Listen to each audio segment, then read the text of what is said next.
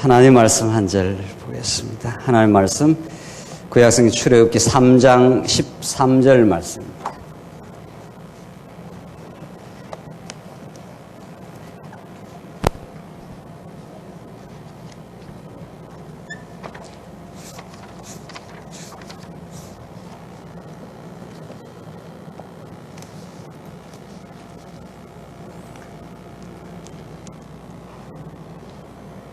차이신 줄 알고 봉독드리겠습니다. 모세가 하나님께 말했다. 보소서 제가 이스라엘 자손에게 가서 너희 조상들의 하나님께서 나를 너희들에게 보내셨다라고 말했을 때 그들이 그분의 이름이 무엇이냐 하고 물으면 제가 그들에게 무엇이라고 대답해야 합니까? 하나님께서 모세에게 대답하시기를 내가 나이다 하시고 또 말씀하시기를 너는 이스라엘 자손에게 이같이 말하기를 나인 내가 너희에게 나를 보내셨다 하라 하셨다. 또 하나님께서 모세에게 말씀하셨다. 이스라엘 자손에게 여호와 너희의 조상들의 하나님 곧 아브라함의 하나님 이삭의 하나님 야곱의 하나님께서 나를 너희에게 보내셨다라고 말하여라. 이것이 나의 영원한 이름이요 대대로 기억할 나의 이름이다. 15절까지 우선 봉독 드렸습니다. 오늘 봉독 드린 말씀은 우리가 지금 이번 시간 주제로 확인하게 될 기독교 윤리학의 근본 명제요.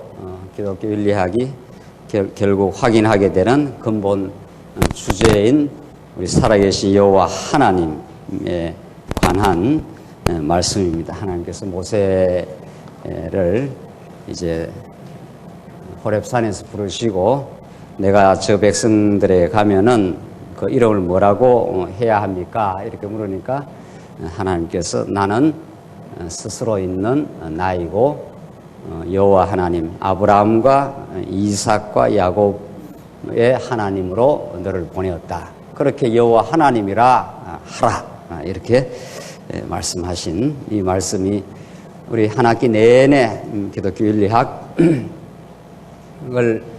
우리가 정립해 가면서 우리가 늘 묵상하고 상고해야 될 주제입니다. 자, 우리 지난 시간 기독교 윤리학 첫 강의를 위해서 기독교 윤리학의 그 학문적 자리를 확인하기 위해서 기독교 학문이란 무엇인가에 대한 우리 서론적인 강의를 했는데 그 첫 강의를 여러분들 기억하시면서 이제 기독교 윤리학 교재 여러분 준비되신 교재가 있으시면 이제 교재를 중심으로 강의를 해 가도록 그렇게 하겠습니다.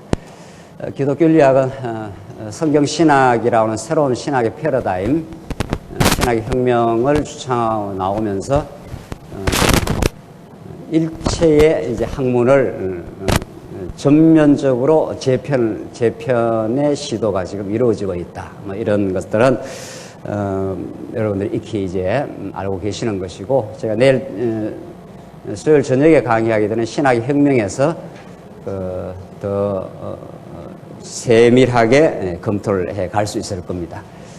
성경신학이라는 것은 이 시대에 주신 하나님의 놀라운 선물이요 우리들에게는 복음이 복음되게 하는 하나님의 영광됨을 본질적으로 바르게 깨닫는 진리 체계일 뿐 아니라 학문적으로 말한다면은 새로운 학문의 그 패러다임을 주창하고 지금까지 이 땅 위에 존재했던 모든 그 학문에 대한 근본적인 재편을 시도한다 이렇게 돼 있단 말이죠.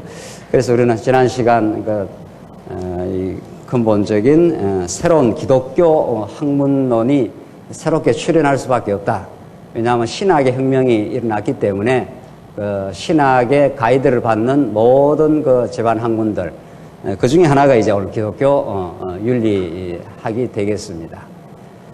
그러니까 이 전반적인 그 학문의 그 근본적인 새로운 패러다임의 구축 이것이 우리 성경신학연구소가 이제 새롭게 출근하여 또 이전부터 사실은 말씀운동이 태동된 이래로부터 부단히 이 작업을 수행해 왔다 이렇게 볼 수 있습니다.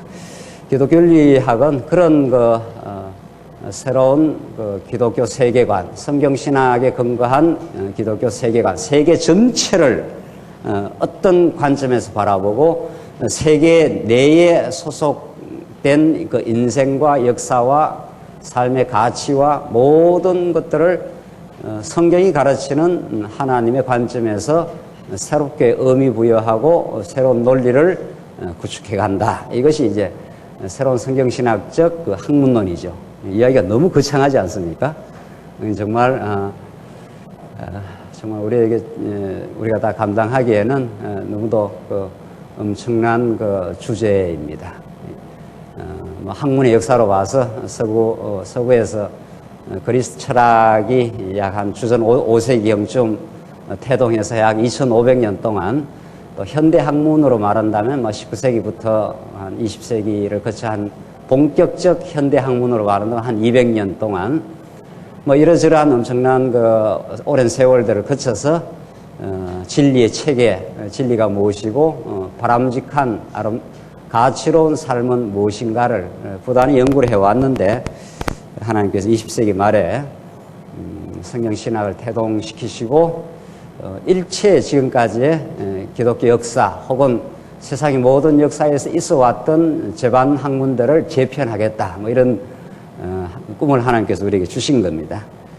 그것들이 여러분이 깨달아가고 있는 성경의 본질적인 가치요, 성경이 가르치는 살아계신 그 하나님, 그 하나님에게 붙들린 우리 인생이 얼마나 놀랍고 가치로운 인생의 길을 걸어가고 있는가 하는 그런 것들을 우리가 여러분들은 주일마다 또 수요일마다 오늘 같은 화요 신학 강좌에서 끊임없이 확인하고 저같이 이론적으로 학문적으로 연구 작업을 하는 사람은 지금 2000년 교회사 혹은 학문의 역사로 봤을 때는 약 2500년 서구 동양 이런 걸 다 합쳐서 지금까지 있어 왔던 일체의 학문에 대한 근본적인 가정과 전제를 비판하고 새로운 기독교 학문론을 우리가 정립해 가고자 한다.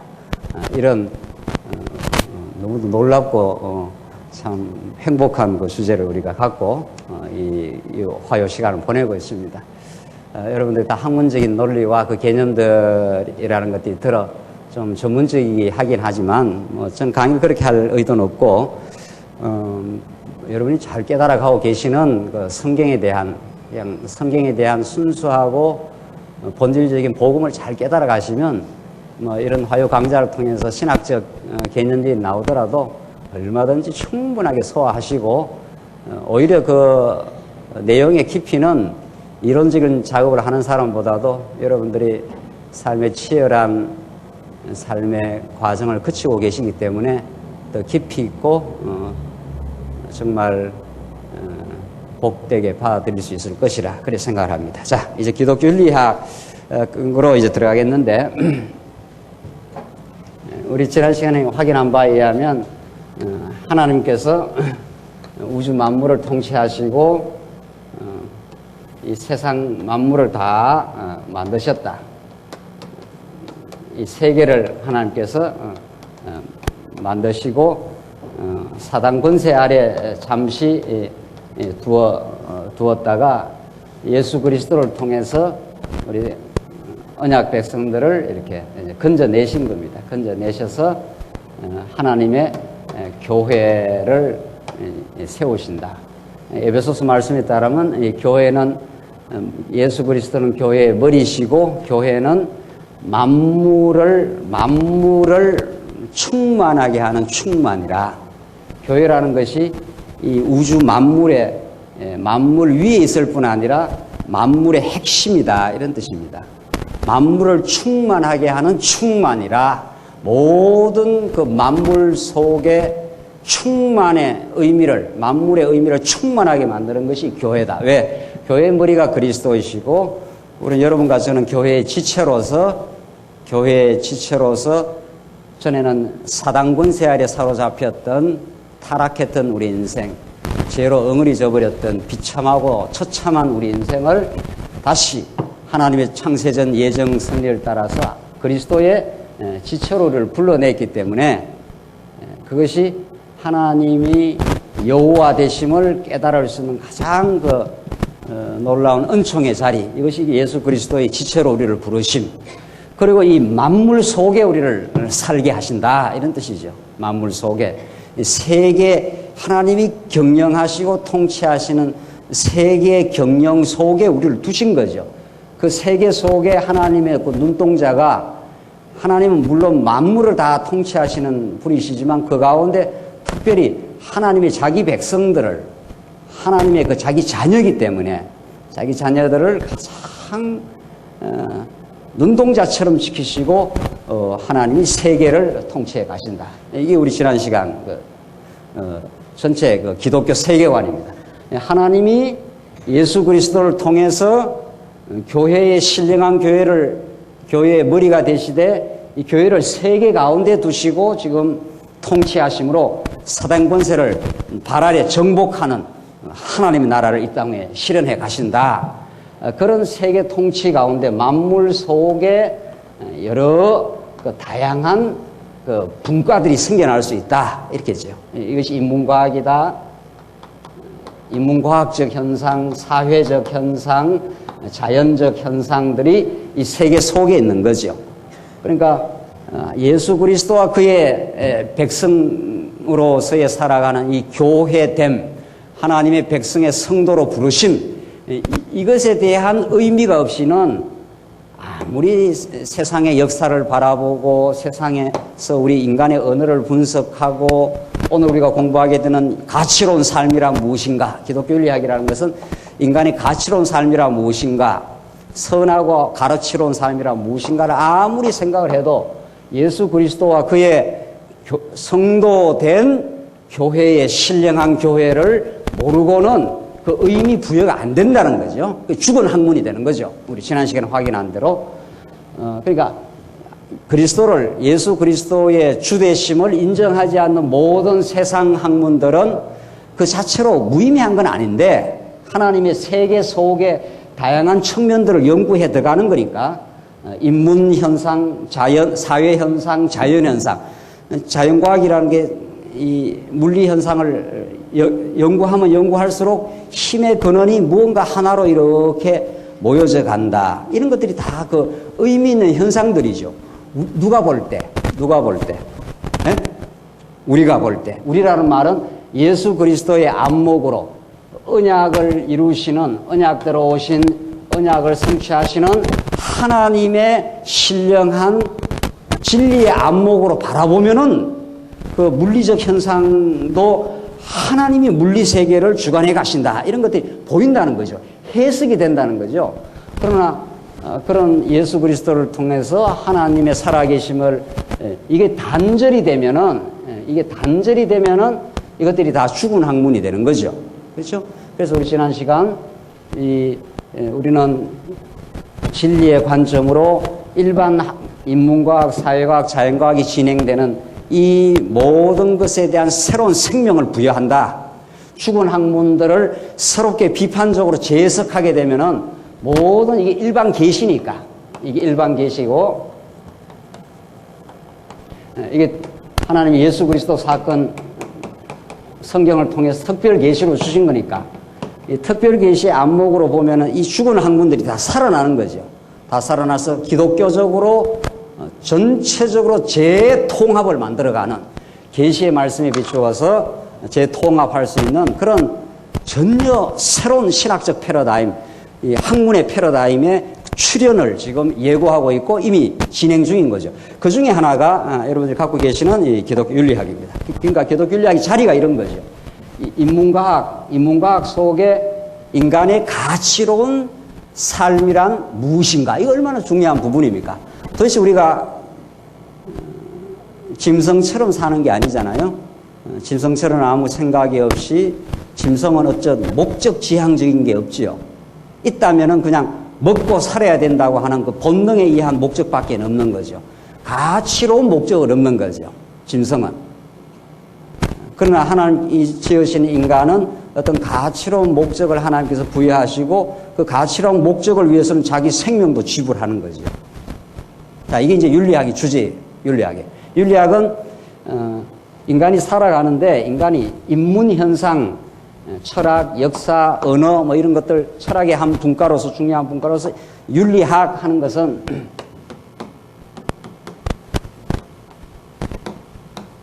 계속 윤리학 하는 것은 일반 학문의 개념을 이제 따온 것입니다. 일반적으로. 이 방편적으로. 더 사실은 학이라 할 때는 우리는 지금 성경신학만 학입니다. 왜냐하면 학이라 했을 때는 근본적인 그 학문을 말하기 때문에 학이라 했을 때는 진리 체계인데 우리가 진리라 했을 때는 하나님 여호와 되심. 이것만이 진리인 거죠. 그 하나님 여호와 되심 안에 모든 것이 다 포함이 되어 있는 거죠. 인간의 현상, 자연의 현상, 사회적 현상. 그 중에 이 윤리학은 인간 현상 가운데 인간의 가치로운 삶이란 무엇인가라고 이 전통적인 모든 진리 추구를 하는 사람들은 그 질문을 하는 거죠. 내가 이렇게 사는 것이 맞냐? 이렇게 사는 것이 짐승 같은 삶이냐, 인간다운 삶이냐? 이제 이렇게 묻는단 말이죠. 이 진지하게 자기 삶에 대해서 살고자 하는 사람은. 그래서 이제 윤리학이라는 것이 학문이 태동이 된 겁니다. 그래서 이제 전통적으로 철학에서는 존재론, 인식론, 윤리학, 논리학 이런 그 분과들이 있어 왔습니다. 그 분과들이 있어 왔는 중에 하나가 이 윤리학인 거죠. 그래서 이 윤리학이라는 말을 써서 학자를 붙이지만은 이건 그저 방편적으로 붙인다 이렇게 생각을 하시면 됩니다. 왜냐하면 우리는 성경신학 이게 성경신학 아닙니까? 학문적으로 말하면 하나님이 어떠하신 분인가? 이 하나님 안에 모든 것이 다 주관되고 다스려지고 의미 부여가 되고 이런 거니까. 그렇죠? 이것만이 성경신학이라는 우리 진리 체계 이런 뜻이니까. 그래서 성경신만이 학이고 모든 인문, 사회, 자연 현상은 학보다 그 한 단계 낮은 것이 이제 이론 이렇게 합니다. 그보다 더 낮은 것이 어떤 가설, 정설 이런 뜻입니다. 그러니까 어떤 가설이 정설이 되고 정설을 조금 더 보편성을 가지면 이론이 되고 이론이 더 확고한 체계를 형성하면 학이라 이렇게 한단 말이죠. 일반 학문적인 그 논의에서. 그러니까 궁극적인 학문, 우리 지난 시간에 확인 대로 성경신학은 계시 학문이고 근본 학문이죠. 여호와 하나님을 아는 것이 지혜의 근본이니까. 그 하나님에 대한 진리체가 지금 되었고 지금 강론집을 통해서 더 세밀하게 정립되어 가면 그 하위 분과들이 그 따라서 정립이 돼 가는 거죠. 그래서 기독교 학문의 체계가 이제 형성이 되는 거죠. 전에 있어 왔던 기독교 학문과는 전혀 다른 새로운 패러다임이 지금 형성되고 있다. 지금 그런 거죠. 그래서 지금 기독교 윤리학이라는 것은 이 명칭 자체는 일반 학문에 쓰는 그 용어를 우리 빌려왔다. 이렇게 생각을 하시면 돼요. 빌려왔다. 예. 존재론이라든가 인식론이라든가 윤리학이라든가 논리학이라든가 이게 미학이라든가 뭐 이런 것들이 이제 전통 철학 학문에서 다루는 중요한 내용들이죠. 참으로 존재하는 건 무엇인가? 불변의 어떤 존재는 과연 무엇인가? 뭐 이런 것들이 다 중요한 질문 아닙니까? 그 진리 혹은 존재에 대해서 어떻게 알 수 있는가? 인간의 가치로운 삶은 무엇인가? 무엇이 인생의 진정한 목적인가? 이게 이제 윤리학이에요. 윤리학. 자, 논리학은 진리 체계를 어떻게 논리적으로 설명할 수 있는가? 아름다움이란 무엇인가? 뭐 이런 것들이 이제 전통 철학에서 왔어요. 그런 이름을 하나 빌려왔다. 이렇게 생각하시면 돼요. 그래서 요한복음에서 태초에 말씀이 계시니라, 로고스가 계시니라 할 때 로고스는 그때 전통 철학에서의 가장 중요한 개념입니다. 그러니까 하나님께서 당신의 영원한 뜻을 계시하기 위해서는 이 땅 위에 있는 인간의 언어를 차용을 하는 거죠. 그러나 용어는 차용하지만 뜻은 전혀 다르다. 이것이 이제 우리가 늘 생각해야 되는 부분입니다. 그래서 윤리학이라는 용어를 사용해 오지만 이 앞에 기독교가 붙어 있지 않나요? 그렇죠? 기독교의 정체성이 뭐냐에 따라서 인간의 가치로운 삶을 설명하는 방식이 전혀 달라진다. 그거죠. 자, 그러면 기독교가 무엇이냐? 여기에 대한 설명도 다양하게 있는 거 아니에요? 그렇죠? 우리가 지금 성경신학적 관점에서 보면 기독교가 있는 거고, 정통적 구속사적 신학에서 보면 기독교가 있는 거고, 영 빗나가버린 자유주의 신학에서 보면 기독교가 있는 거죠. 그러니까 다 달라요. 자, 우리가 지금 이제 이렇게 체계적인 이제 공부를 해 나가는 거니까 어떤 용어에 현혹되지 말기, 이런 것들이 굉장히 우리 학문을 할 때는 중요해요. 어떤 용어를 쓴다고 해서 그 용어가 비슷하다고 해서, 그러니까 우리가, 어떤 사람들은 우리 성경 공부하다가 어느 교회 가거나 어떤 신학교에 가면, 거기도 언약이라는 말을 쓰더라, 뭐 이런단 말이죠. 언약이라는 말을 많이 씁니다. 지금 전통신학에서 언약이라는 용어를 많이 쓴다고요, 지금. 굉장히 많이 써요. 저는 이제 그런 것들을 계속 추적하고 확인하고, 작업을 하고 있는데, 뭐 더욱 최근에는 더 많이 써요. 아주 뭐 점진적 언약 사상 뭐 이런 것도 나와요. 아주 언약이 구약에서 계속 점진되고 있다는 거예요. 무언가 모르게 점진적으로 되고 있다. 이렇게 해서 프로그레시브 카비넌털리즘 이렇게 해서 그런 논문들이 계속 나오고 있어요. 그러니까 언약이라는 말이 나오니까 자꾸 혼란을 겪는 거죠. 뭐 그 전통신학, 오늘날 현대신학에서도 언약이라는 말을 많이 쓰는데 뭐 특별히 우리만 쓰냐 이런단 말이죠. 그거는 이제 아직은 이 학문이라는 것이 무엇인지, 진리책이라는 것이 무엇인지를 모르는 이야기들인 거죠. 우리가 학문을 한다 했을 때는 그 용어를 쓴다가 아니라 용어가 어떤 맥락에 위치해 있고 어떤 맥락적 이해를 우리는 한다. 구조적이고 맥락적으로 어떤 사물을 이해한다. 이런 뜻입니다. 학문은. 그래서 그 비셴샤프트라는 독일어 말은 지식의 틀입니다. 샤프트라는 것이 전체 어떤 틀을 가지고 설명한다. 이런 뜻이지 어떤 용어 몇 마디 가지고 학문을 할 수가 없는 거죠. 여러분들이 이제 우리가 성경이라는 것이 어마어마한 정말 근본 학문 아닙니까? 언약이라는 말이 여기저기 나온다. 이런 뜻이 아니에요. 그렇죠? 성경을 이해한다 했을 때는 언약이라는 말이 뭐 창세기에 좀 나오고 뭐 출애굽기에 좀 나오고 뭐 신약에 가면 새 언약이라는 말이 나온다. 이런 말이 아니라는 거예요. 언약이라는 말이 어떤 전체적인 어떤 구조와 맥락에서 나오고 언약이 어떤 그 성취의 과정을 통해서 하나님이 자기 계시를 지금 하고 있느냐 이런 체계적이고 총체적인 어떤 구조를 설명하는 그런 의미에서 성경이 진리다. 이렇게 우리는 이해를 해야 된다는 거죠. 그래서 이 기독교 윤리학이라는 용어를 우리가 좀 반성적으로 우리 생각을 해볼 필요가 있는 거죠. 윤리학의 용어는 그냥 일반 학문에 쓰는 용어들을 우리가 접촉점을 위해서 차용해 왔다. 그러나 기독교라는 말이 앞에 붙어 있기 때문에 기독교를 어떻게 규정하느냐, 어떻게 개념화하느냐에 따라서 전혀 윤리의 설명 방식이 하늘과 땅으로 달라진다. 이런 것들이 이 책에 이제 전개되고 있습니다.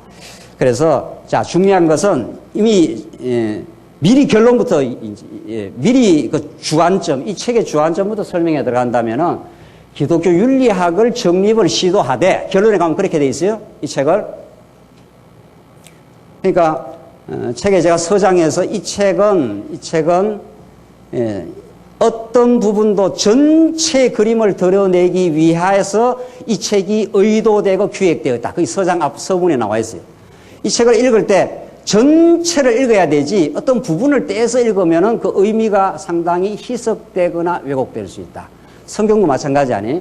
그래서 이 기독교 윤리학에 대한 정립을 이 책은 해나가지만은 사실은 기독교 윤리학을 정립하면서 이 책이 궁극적으로 겨냥하는 바가 있습니다.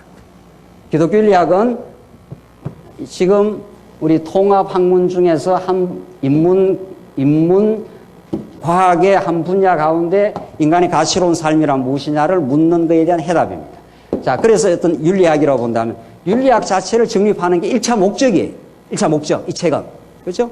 가치로운 삶은 어떻게 규정되고 어떤 내용을 가지고 있느냐를 규정하는 게 목적이지만 이걸 바르게 규정하면 규정할수록 하나님의 살아계심이, 하나님의 위대한 속성이 우리의 성도 생활, 기독교 윤리는 이제 생활의, 가치로운 생활의 문제를 다루는 거니까 그 생활을 인도하시고 섭리하시는 살아계신 하나님이 이 삶의 윤리 부분에서 더 구체적으로 드러난다.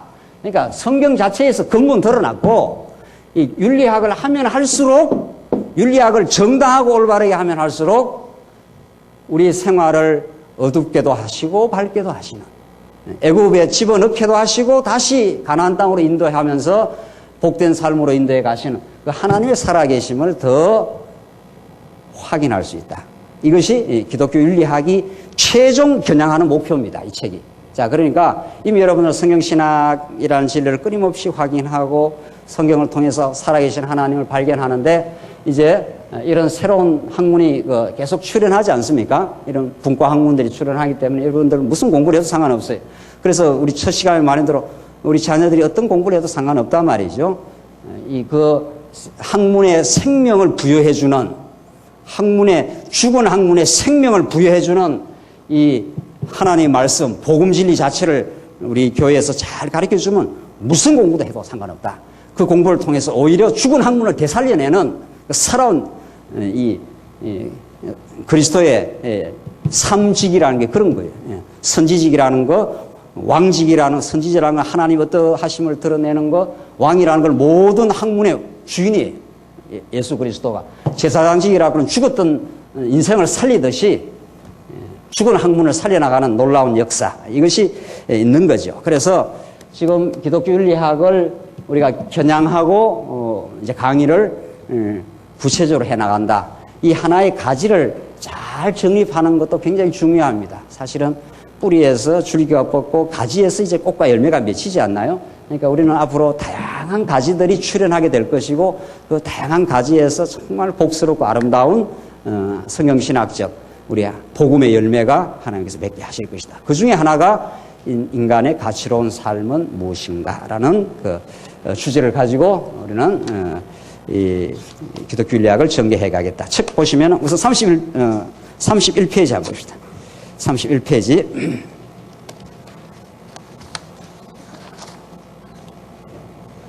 자, 우선 서장인데, 이 책은 전체 6장으로 되어 있는데, 우선 오늘 서장 들어가도록 하십시다. 서장 31페이지 한번 봅시다. 31페이지.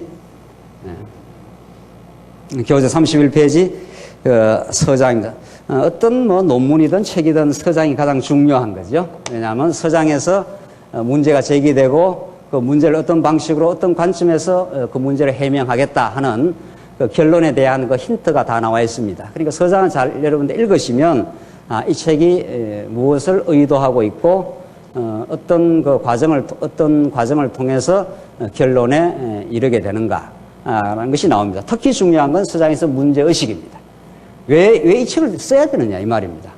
얼마나 많은 기독교 윤리학 책들이 많고 있으면 그 책에서 문제가 다 해명되었다면 다시 쓸 필요가 없지요.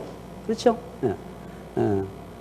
우리는 정말 이 땅에 독자적 존재는 없는 거죠. 이미 우리 하나님께서 섭리해 오신 이전의 전통이 있고 그 전통의 흐름 속에서 우리가 살아가고 있고 우리는 새로운 또 후진들에게 어떤 과제가 넘어가게 될 겁니다. 우리는 인간은 역사적 존재이기 때문에 역사적 존재임을 우리가 안다는 건 참 중요한 거죠. 이제 기독교 윤리학에서 더 자세히 나오겠습니다만은, 그러니까 이전에 그 하나님의 경륜 속에서 그 밝혀진 진리의 내용들이 있습니다.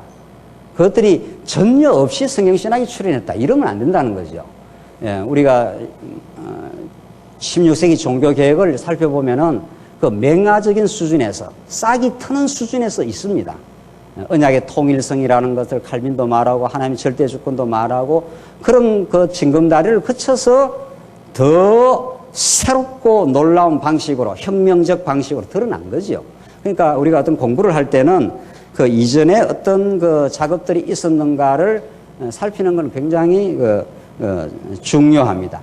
그런데 그 전에 어떤 작업들이 있었는데 해명되지 않은 문제가 있다. 이걸 이제 물고 늘어지는 거죠. 학자들은. 그렇죠? 이전에 어떤 나름대로 해결되고 나름대로 해명된 부분들이 있지만은 아직 문제로서 남아있다. 그러니까 학문을 할 때, 공부를 할 때 그 문제를 잡는 것은 해답을 얻는 것보다 더 중요하다는 말이 있어요. 왜냐하면 그 문제를 문제답게 잡아야 그걸 이제 물고 늘어져야 이제 그 해답에 이를 때 정말 우리가 복이 되는 거죠. 그래서 이 서장은 그런 그 문제의식을 그 부각을 합니다. 기독교인이 왜 없었겠어요? 루터라는 신앙의 선배도 있었고, 더 나가면 어거스틴도 있었고, 칼빈도 있었고, 나름대로 해결을 하려고 성도의 가치로운 삶에 대한 복음적 해명을 하려고 애를 쓴 거지요. 예. 또 부분적인 진리는 있는 거죠. 예. 그러나 이제 이렇게 되는 거죠. 그러나 거기에 해명되지 않는 부분이 있다. 이것을 서장에서 이제 부각을 합니다.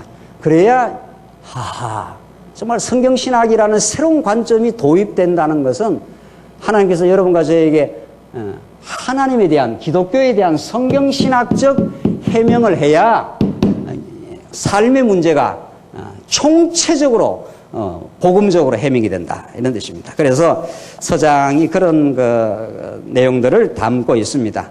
31페이지 보시면은 한번 첫 줄 한번 읽어봅시다. 이 저서는 저자가 취하는 관점을 통해 기독교 인류학의 총체적인 주장을 성립시키고 있다. 따라서 이 책의 어떤 세부적인 부분도 전체적인 맥락에 비추어 이해되도록 구성되어 있다. 즉, 이 책은 어떤 부분도 전체의 그림을 드러내기 위한 것으로 기획되어 있다. 그러므로 이 책을 올바르게 이해하기 위해서는 이 책이 취하고 있는 의도와 전체적인 틀을 먼저 이해하는 것이 중요하다. 이렇게 되어 있어요. 자, 이 전체의 문제. 우리 인간이 하나님의 계시의 말씀, 이게 이제 계시 아닙니까? 하나님의 계시의 말씀이 없을 때 인간은 이 만물 속에 살아가고 있는 참 역사적 잠깐 살다가 사라질 우리 존재들인데, 이 계시의 말씀이 없을 때 이 전체에 대한, 전체와 부분의 문제입니다. 전체에 대한 그림을 언제나 놓칩니다. 우리는 하나님의 계시에 의해서 인생과 세계에 대한 전체적 의미 부여, 총체적인 의미 부여를 우리가 왜 하나님의 말씀을 들어야 합니까? 왜 하나님의 말씀을 하나님께 늘 듣도록 하십니까? 우리는 늘 부분에 빠지고 부분을 다인 것처럼 생각하는 그런 질병에 걸려 있는 겁니다. 인간은. 또 인간의 그게 유한성이기도 하고요. 하나님만이 전체를, 처음과 나중을, 알파요 오메가라, 이게 이제 전체라는 뜻입니다. 하나님은 한번 작정하시면 그 끝을 보고 이미 설명을 해 가시는 거죠. 이런 하나님의, 이게 언약 성취라, 이런 뜻입니다. 왜 우리가 언약 성취를 그렇게 생명처럼 생각을 합니까? 언약은 시작이고 성취는 끝이기 때문에, 이게 알파요 오메가이기 때문에 이런 계시의 말씀을 성경이, 왜 성경을 언약 성취의 논리로 설명을 해야 하나님이 부각되느냐? 언약 성취라는 논리가 들어가지 않는 성경 강론은 언제나 부분에 빠지는 거죠. 그렇죠? 뭐 성경에는 부분에 약한 자를, 강한 자가, 너희 강한 자가 약한 자의 약점을 담당할지니라, 뭐 이런 게 성경에 있어요. 그건 뭐 그대로 도덕윤리 떨어지는 거죠. 뭐. 그런 이야기는 명심보감, 공자명자에 더 많은 거 아니에요. 그렇죠? 마땅히 우리가 강한 자가 약한 사람을 붙들어주고 그렇게 해주라, 이런 말들이 얼마나 논어명자에 많습니까? 얼마나 많으냐 말이에요. 성경보다도 오히려 더 정교하게, 더 체계적으로 그 규범에 대해서, 그건 아예 규범책이니까. 사서삼경이니 뭐 이런 것들은 말이죠. 얼마나 많게. 성경은 오히려 그런 그 규범적인 표현은 얼마나 많이 없습니다. 서신서 뒷부분이라든가 그런 데 좀 나타나지, 성경 전체는 역사를 언약대로 이루어 가시는 살아계신 그 하나님을 보여주기 때문에 그 중에 그 생활의 부분이 나타나는 거 아니에요. 성경은 이 전체를 보여주고, 요즘 생활 부분은 그 부분, 일부분 아니에요. 그러니까. 하나님 그 진리 자체에 비해서. 그러니까 우리가 계시의 말씀을 듣는다는 것은 언제나 부분에 빠질 수밖에 없고, 부분에서 허우적거리고, 부분을 또 절대화하고, 부분에서 즐거워하고, 부분에서 낙심하는 우리 인생들에게 하늘의 계시는 언약하고 성취하시는 그 전체적 구조를 가지고 우리에게 다가오는 거죠. 그래서 그 말씀을 들으면 하늘이 열리는 경험, 내 지나온 과거, 오늘의 삶, 미래가 열리는 경험, 닫혀진 요셉과 같은 인생 속에, 요셉의 젊은 날은 닫힌 인생이요, 망가진 인생이요, 처절한 상처로 부둥켜 안는 그런 인생이었습니다.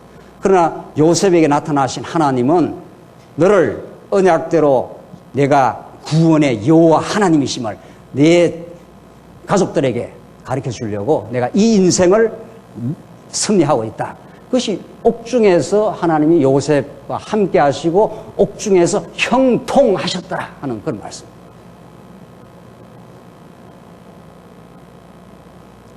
이게 계시의 말씀.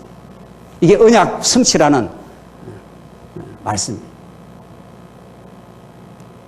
이 말씀이 우리에게 들려질 때마다 우리는 부분을 삽니다. 역사를 사니까. 지나온 젊은 날을 살았고 지금 중년을 살고 있고 앞으로 노년 살다가 사라질 것입니다. 깨끗하게 없어져 버릴 겁니다. 우리는 아주 흔적도 없이 이 육체는 사라져 버립니다. 그 속에 뭐가 남는가?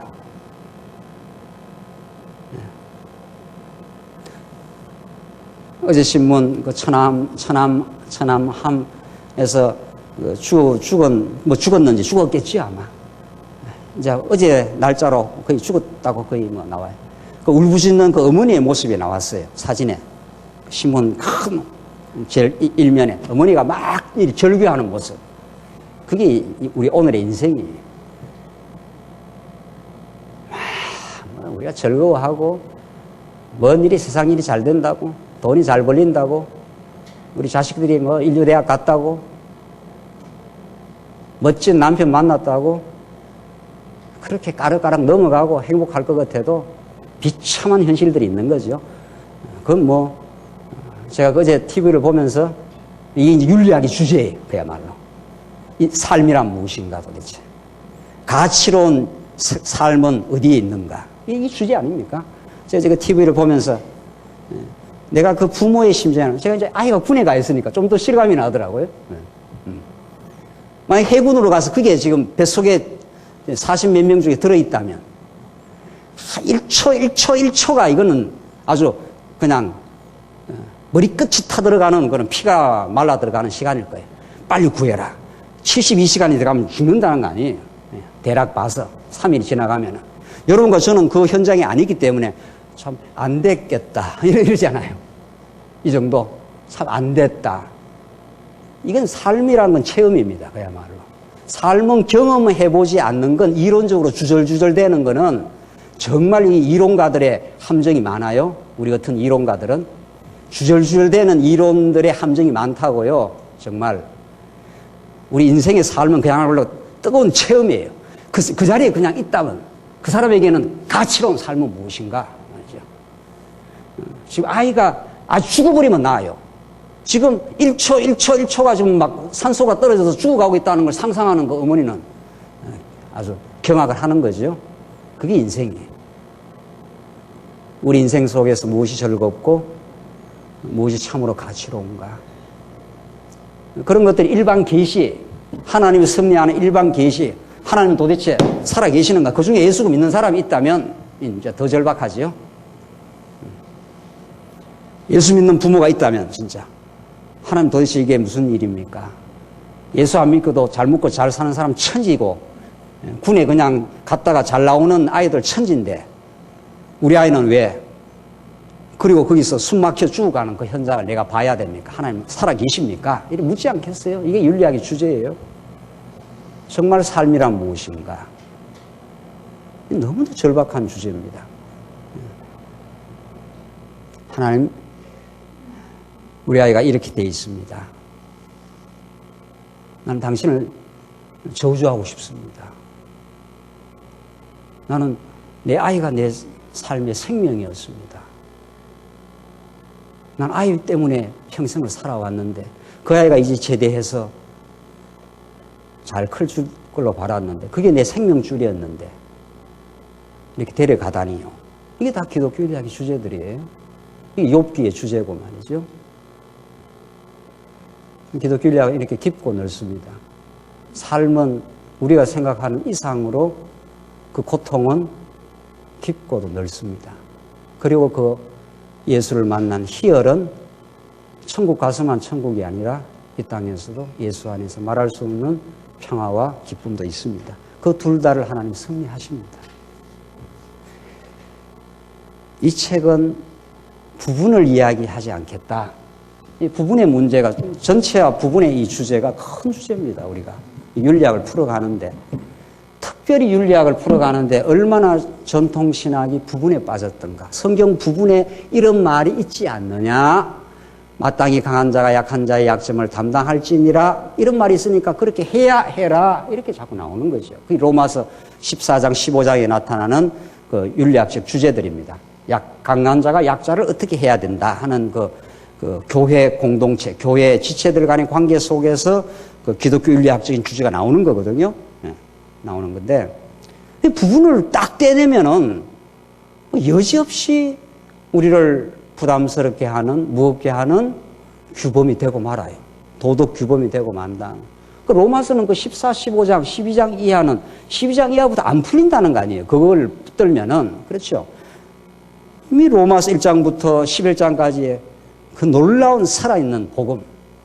하나님께서 인생을 불순종한 데 가두어 하나님 심판 아래 두었다가 그래서 율법에 의해서 죄를 깨닫게 하고 심히 죄되게 해서 죽여버리는 그 죽어야 되는 자리에 예수가 죽은 사건으로 그가 부활의 메시아로 등장하여 죽었던 우리를 살려내시고 언약대로 하나님 여호와 되심을 예수 그리스도는 그 무한한 하나님의 자비와 은혜를 우리에게 드러내셨으므로 이런 뜻이죠.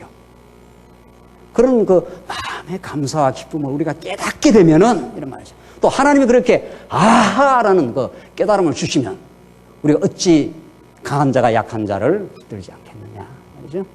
약한 자의 약점을 꼬치꼬치 따지고 질책하고 비판하는 것이 아니라 그럴 수 있어. 그리스도가 우리를 용서하신 같이 덮어가는 그런 그 복음적 삶이 그게 기독교 윤리학적 아름다운 열매가 전체에서 나온다. 전체에서. 그렇죠? 이 전체와 부분의 주제에게 얼마나 큰 주제인지 몰라요. 그런 우리가 진리를 또 제가 그런 진리를 깨달았기 때문에 이 책도 그런 그 전체 그림 속에서 쓰기 때문에 이 서장부터 결론에 이르기까지 전체를 보는 것이 너무도 중요하다. 32페이지 봅시다. 첫째. 자, 이런 서장 첫 번째. 자, 기독교 윤리학 정립의 그 중요성을 32페이지에서 말하고자 했습니다. 기독교 윤리학의 정립의 중요성.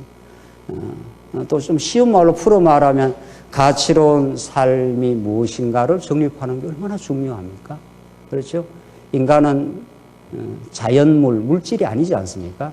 이 세상 만사는 자연현상과 목적현상으로 되어 있는데 자연현상은 어떤 목적과 우선 현상적으로 볼 때 말이에요. 자연현상 속에도 하나님의 목적이 있는 거지만 우선 좀 쉽게 구분하면 자연현상은 그냥 돌이 있고 호수가 있고 자연현상이 흘러갑니다. 그러나 인간 현상은 그건 자연현상 포함해서 목적적 현상이 있는 거죠. 무언가 목적을 가지고 가려고 하는 거죠. 그렇죠? 근데 그 목적이 잘못된 목적이라면은 얼마나 인생을 허비하고 또 에너지를 낭비하고 그렇게 살겠어요? 우리가 옛날에 예수 믿기 전에 사는 삶이 그런 삶이죠. 또 더 근본적으로 말하면 그것 자체도 전부 하나님의 경륜 속에 있는 거지만 그러나 우선 그 직접적으로 좀 말을 한다면 이제 복음을 들었다면 복음을 듣고 계속 우리가 전진의 삶을 진행한다면은 하나님의 나를 향하신 목적은 무엇인가?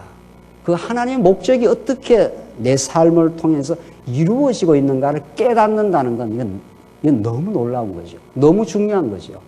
그걸 모르면 거의 정말 어린아이같이 사는 거죠. 좀 심하게 말하면 짐승처럼 사는 거죠. 이렇게 말이 거칠게 나가면 안 되는데 말이죠. 약간 거칠어야 자극이 와요, 오기는. 뭐 예수와 믿는 게 이성 없이 잡혀 죽기 위해 난 이성 없는 짐승이라 성경이 그렇게 말하는 거니까. 짐승은 목적 없음, 맹목성, 그죠? 본능의 충실함, 생각 없음, 이 현대인들의 생각 없음 말이죠. 왜 사는지에 대한 질문이 없음, 그냥 잘 먹고 잘 사는 거야. 내 좋으면 끝이야.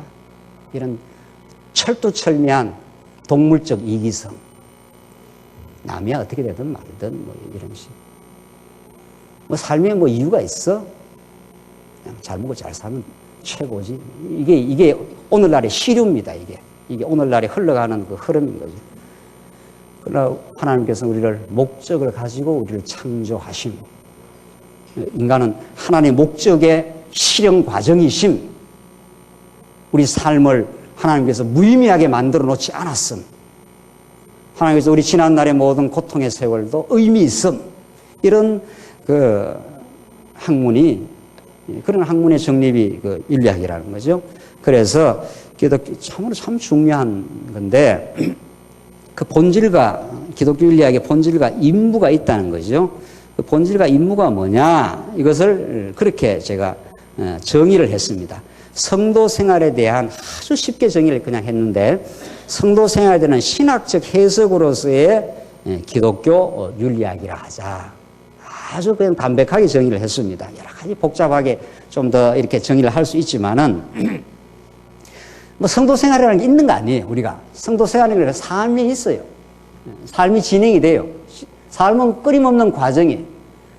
태어나면서부터 끊임없는 과정을 거쳐오고 언젠가는 육신의 삶은 이제 끝나게 되는데, 여기에 대한 모종의 해석을 인간이 하고 산다는 거죠. 내 삶이 이렇게 진행이 되면은, 내 삶은 괜찮은 삶이다.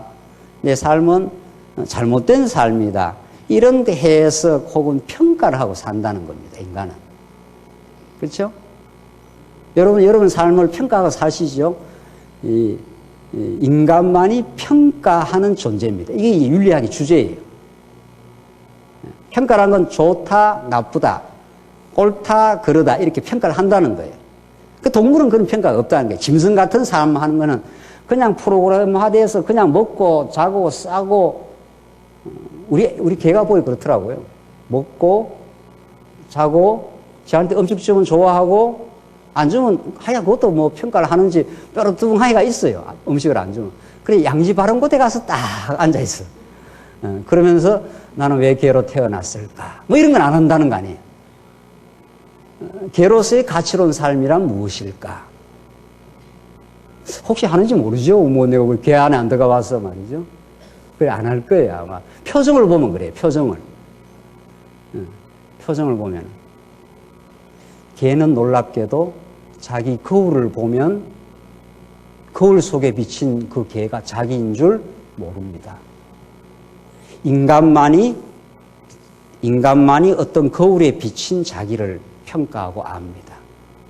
자, 인간은 자기에 대한 해석을 하고 사는 인생인데, 이 복음을 깨닫지 못하면 자기 개념, 자아 개념이라는 게 어떻게 생깁니까? 이 굉장히 중요한 부분이에요.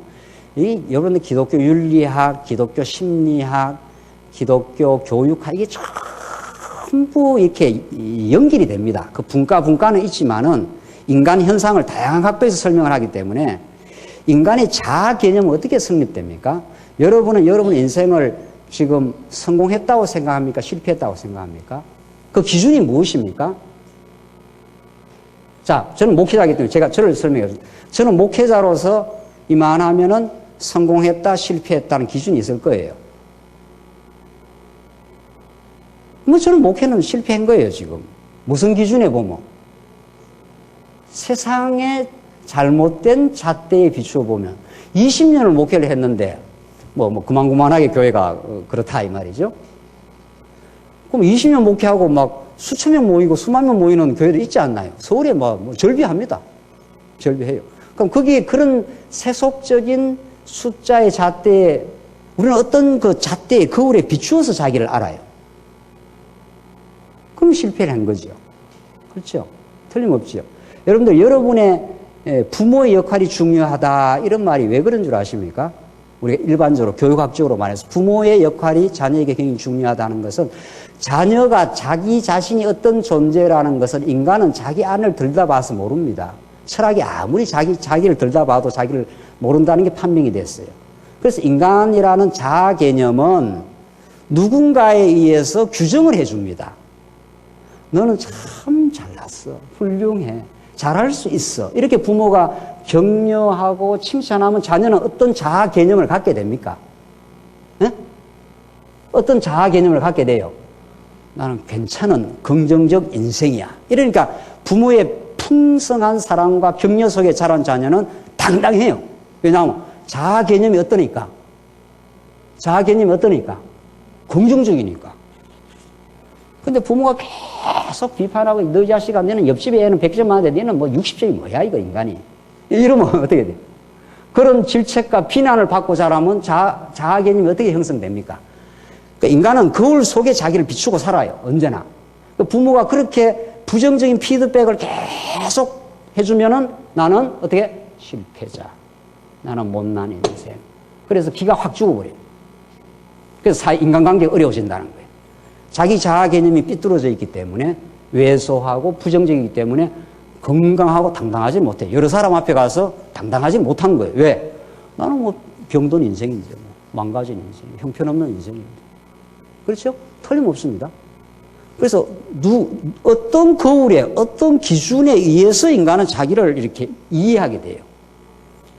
그래서 어릴 때 부모로부터 너무 큰 상처를 받거나 받으면 평생 거기 어렵게 갈 수가 있습니다. 그게 이제 기독교 심리학, 기독교 상담학의 그 주제인데, 제가 지금 기독교 심리학에 대한 이런저런 공부를 좀 들여다보고 있는데, 너무 오래 가요, 그게. 상당히. 오래 정도가 아니라 상당히 갑니다. 그게 회복되기가 그렇게 쉽지 않습니다. 자, 그러나 기독교 안에 들어오면 이제 그게 이제 회복 가능성이. 우리 요셉 이야기를 해요. 요셉은 완전히 망가졌지 않았어요? 그러나 이게 복음이라는 것처럼 위대한, 하나님께서 그렇게 상처도 가하고 하나님의 복음이 이제 등장하면은 어떤 인생, 어떤 삐뚤어지고 병든 인생에게도 너는 하나님의 자녀야. 딱 이렇게 나와요.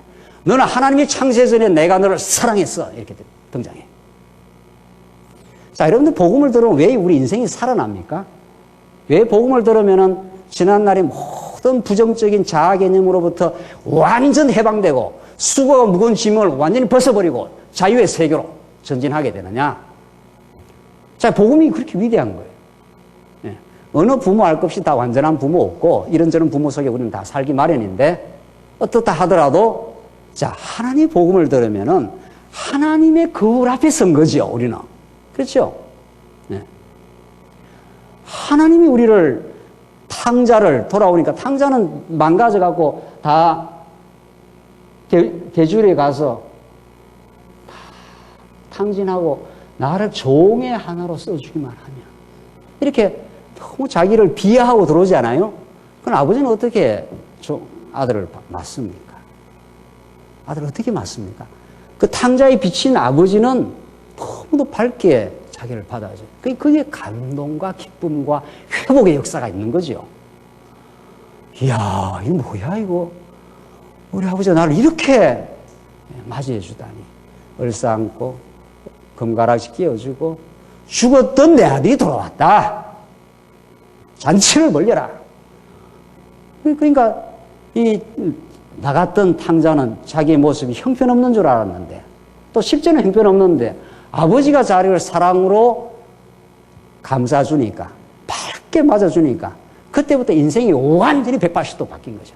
베드로가 그랬고, 사도 바울이 그랬고, 자, 이게 이제 윤리학의 변화의 주제예요. 변화의 주제. 기독교 윤리학은 다 망가진 인생을 어떻게 하나님께서 변화하고 회복하여 하나님의 자녀로서 더 성숙한 인생으로 살게 하느냐. 이 주제가 걸려있지 않아요? 기독교 윤리학에.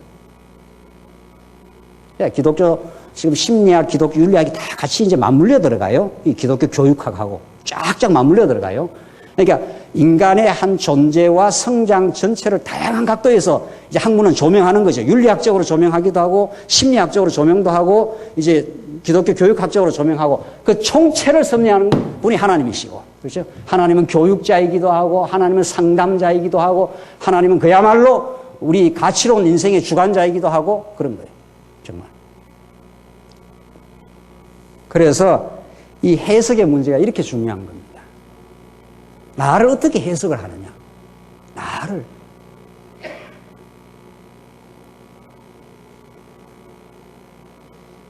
내 생활을 어떻게 해석하느냐. 지나온 내 과거의 이런저런 삶을, 내 모습을, 여러분들 지금 정상적인 그 몸을 가지고 있잖아요. 태어날 때 정상적인 몸을 가지지 못하면 그 인생이 어떻게 되는 줄 아십니까?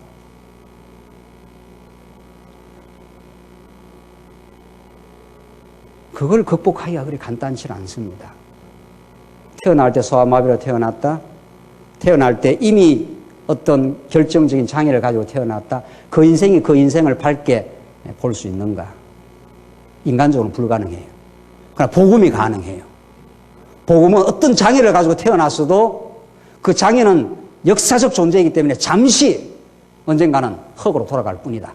내 존재가 하나님의 거울에 비춘, 하나님의 그 복음의 말씀에 비춘, 죄인을 의롭다 하시는, 언약대로 이루시는 신실한 살아계신 하나님. 그 하나님이 나를 사랑하신다. 나는 영원한 창세전의 존재이다. 나의 정체성은 이 장애로 일그러진 이런 인생이 아니야. 하나님의 최고의 최선의 작품이야. 이게 혁명이에요. 자, 우리는 이 진리의 혁명을 말하고 있는데, 진리의 혁명이 생활의 혁명을 낳아요. 이 기독교 윤리학이 생활의 문제 아닙니까? 자, 그래서 우리는 지금 해석의 문제를 지금 우리가 첫 시간 이야기하고 있어요. 무슨 기준으로 자기를 비추어 해석할까? 자기의 삶을 해석을 할까? 그래서 우리는 복음 하는 거예요. 복음이라는 이 절대 진리의 영원하고 복된 진리에 의해서 나를 이제 해석하고 들어오면은 내 삶을 해석했을 때 얼마나 긍정적이고 소망적인 해석이 생겨날까? 이게 기독교예요. 성도 생활에 대한 신학적 해석이에요. 이 신학이 어떤 신학을 등장시킬 거냐, 여기에 따라서 해석의 판도가 확확 달라져 나가는 거예요. 우리는 궁극적으로 예수 그리스도를 통해 우리 하나님 여호와를 만나면, 그분의 살아계심을 알면, 우리 지난날 무엇도, 오늘 어떤 삶의 형편도 예수 그리스도 안에서 우리의 환난과 기근과 위험이냐 죽음이냐 칼이랴, 그 무엇도 하나님의 사랑줄에서 끊을 수 없느니라. 이 사도 바울이 어떤 역경 속에서도, 심지어 죽음 앞에서도, 모진 옥중 생활 속에서도 자기 삶을 정말 놀랍게 하나님께서 바울을 그렇게, 바울이 해석한 게 아니라 진리의 영이신 성령께서 사도 바울의 삶을 그렇게 해석해주고 있는 거죠. 너는 복된 인생이야. 내가 너를 최고로 사랑해. 바울은 그 사랑의 메시지 앞에 감동하고 행복해했고, 그를 위해 사는 것이 조금도 두렵지 않고 치열하고 놀라운 삶으로 하나님께서 바울을 그렇게 인도해 가십니다. 이것이 어찌 사도 바울에게 해당하는 말씀이겠느냐 하는 말이에요. 기독교 윤리학은 그런 주제를 지금 다루고 있습니다. 조금 쉬었다 하시죠.